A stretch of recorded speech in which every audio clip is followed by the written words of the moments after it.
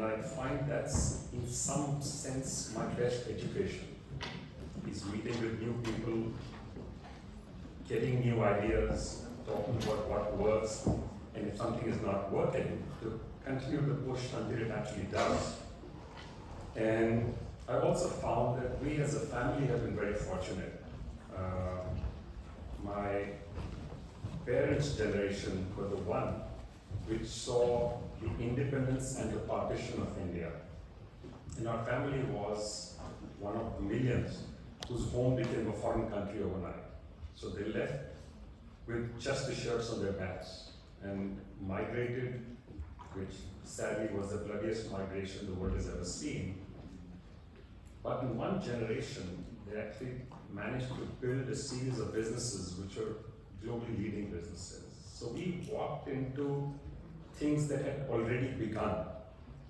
I think that's a great fortune that we had.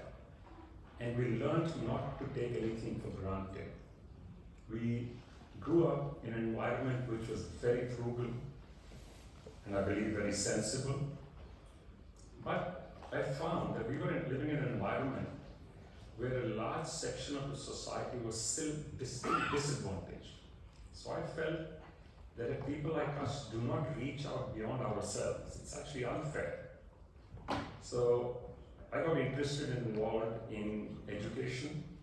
So we run a large number of schools. We have some 30,000 kids studying in our high schools. We run a B.Ed college, medical college, a nursing college, a teaching hospital, a full university, and a bunch of skilling institutions. We are involved in health. I chair one of the largest teaching hospitals in the country. We're involved in clean drinking water.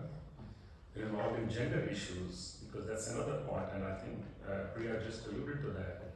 I think it's a much smarter half of our population, which is still constrained by our history, our culture, our systems and process, which needs to be we need to let them free. Because there is enormous potential, and as I said, they are the much smarter half. They're smart enough to let the men now and then feel they're smarter. And